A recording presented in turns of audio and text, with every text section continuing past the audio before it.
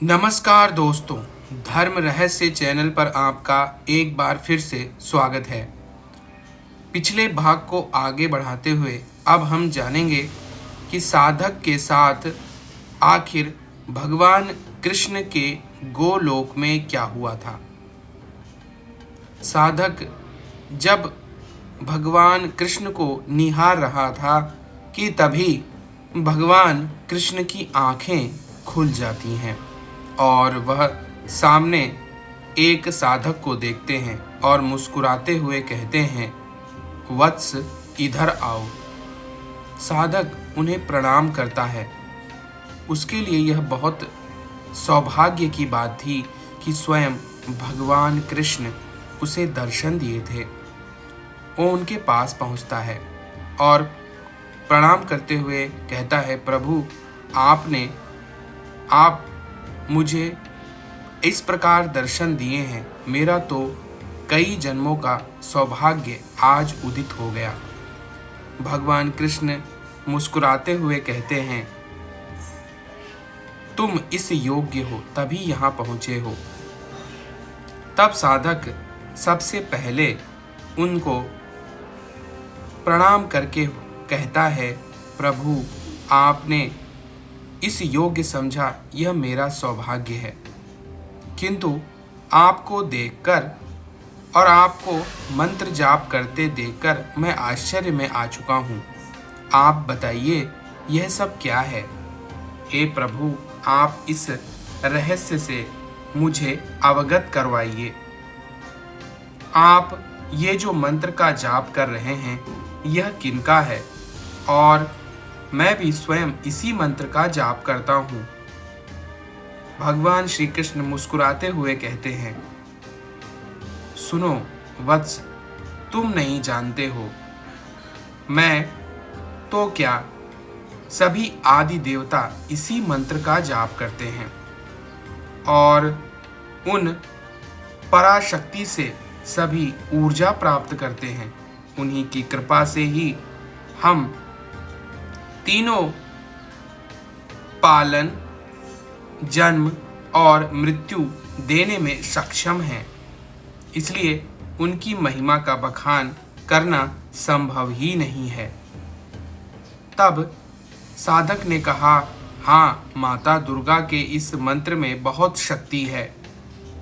तो वह हंसते हुए कहते हैं, सामान्य जन की भाषा तुम भी बोल रहे हो।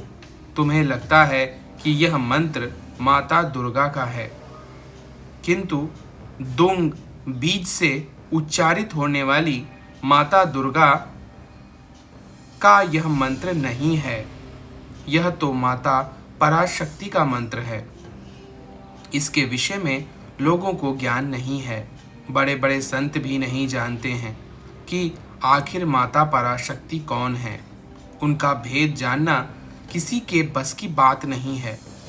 उनकी सामर्थ्य को समझना किसी के लिए संभव नहीं है। साधारण जन, ऋषि मुनि तो बहुत छोटी बात है। हम तीनों आदि देवता भी उनके पूरे रहस्य को नहीं जान पाते हैं। अब देखो मुझे यहाँ पर। तुम्हें लगता होगा कि मैं ध्यान कर रहा हूँ और बैठा हुआ हूँ, किंतु मुझे अपने सभी भक्तों को देखना पड़ता है और इस मायाजाल को रचने वाली भी वही हैं।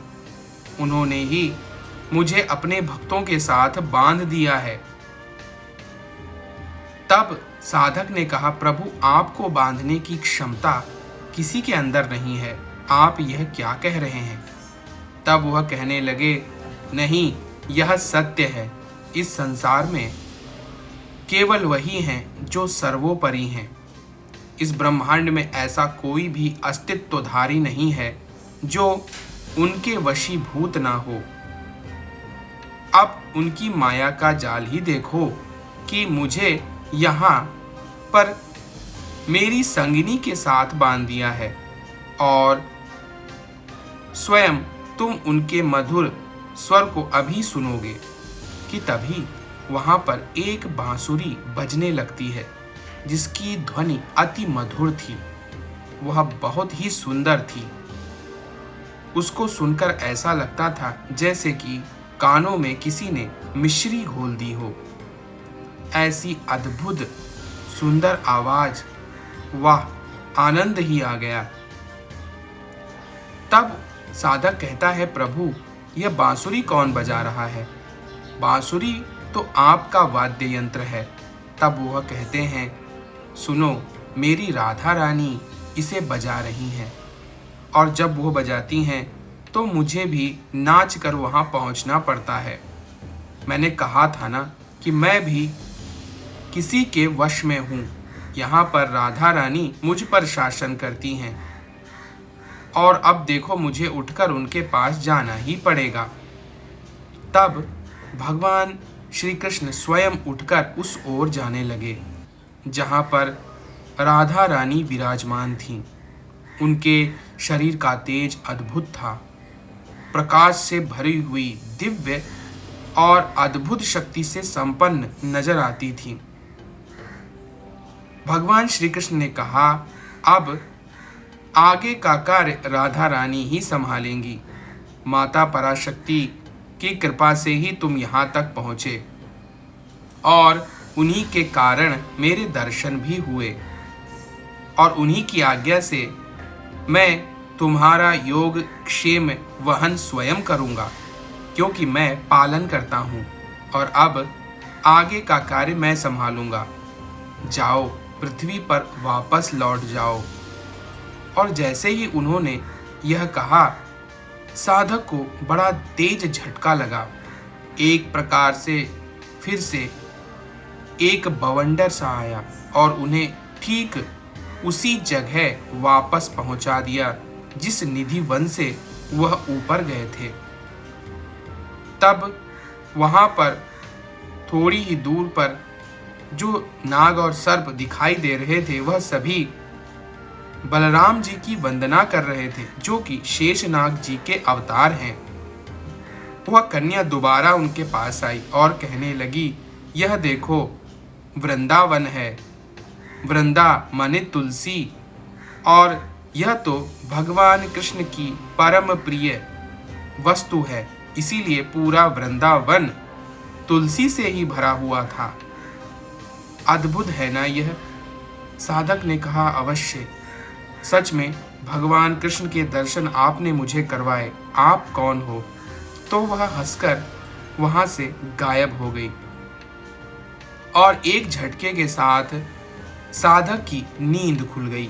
साधक ने सामने देखा तो रात के लगभग 3:30 बज रहे थे।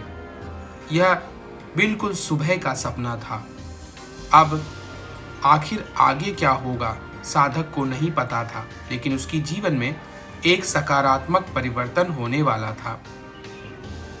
सुबह के वक्त उसे अपनी यूनिवर्सिटी को जाने के लिए रेलवे का टिकट बुक कराना अनिवार्य था, इसलिए वह बस से उस स्थान पर पहुंचता है जहां से रेलवे के लिए टिकट आसानी से मिल जाए, क्योंकि दूर की यात्रा और अपनी यूनिवर्सिटी तक पहुंचने के लिए यह आवश्यक था कि वह टिकट का रिजर्वेशन अवश्य करवा ले, क्योंकि इतनी दूर की यात्रा जनरल डब्बे में नहीं की जा सकती।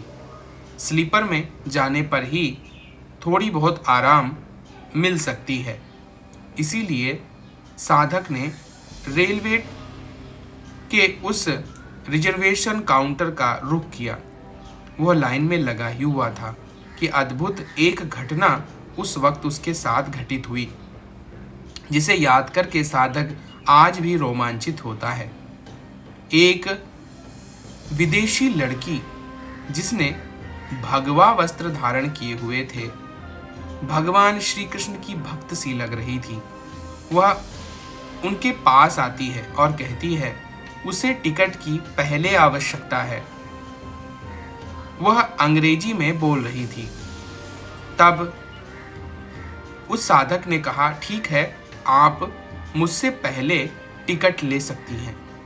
तो वह मुस्कुराते हुए 18-19 वर्षीय एक बहुत ही खूबसूरत लड़की, जिसके माथे पर वैष्णव होने का संकेत उसके टीके के रूप में मौजूद था और शायद वह किसी दूसरे देश की थी लेकिन भारत में आकर रह रही होगी और भगवान श्री कृष्ण की भक्ति करती होगी, ऐसा उसे देखकर साधक को लग रहा था।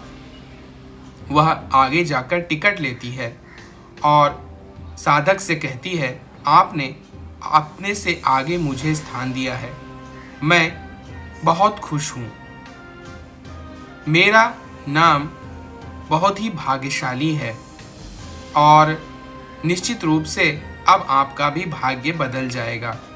यह कहकर वह मुस्कुराते हुए उन्हें प्रणाम करते हुए राधे राधे बोलकर जाने लगती है। साधक अपना टिकट खरीदता है और उसको जाते हुए देखता है। वो बहुत ही ज़्यादा तेजस्वी, सुंदर और अद्भुत दिख रही थी कि तभी जैसे वह आगे बढ़ती है उसके हाथ से मोर पंख गिरने शुरू हो जाते हैं। तकरीबन 5 मोर पंख वहां पर गिरते हैं। पहला मोर पंख गिरते ही साधक के मोबाइल में एक मैसेज आता है और यह था JRF का पहला पैसा, जो कि 32,000 रुपये के रूप में उसके अकाउंट में आया। दूसरा, जैसे ही उसने देखा मोर पंख गिरा, 32,000 का दूसरा, तीसरा, चौथा, पांचवा, 5 उसके गिरते हैं और लगातार एक के बाद एक मैसेज आते रहते हैं। लगभग 1.5 लाख रुपए से ज़्यादा उसके अकाउंट में आ चुके थे और फिर अचानक से थोड़ा और आगे बढ़ती है। फिर उसके हाथ से एक बार फिर एक गुच्छा गिर जाता है जिसमें तकरीबन 4 से 5 और मोरपंख थे।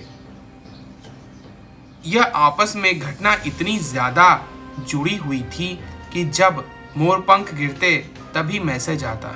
एक बार फिर से तेजी से मैसेज आया और 1.5 लाख से ज़्यादा और रुपए आ गए।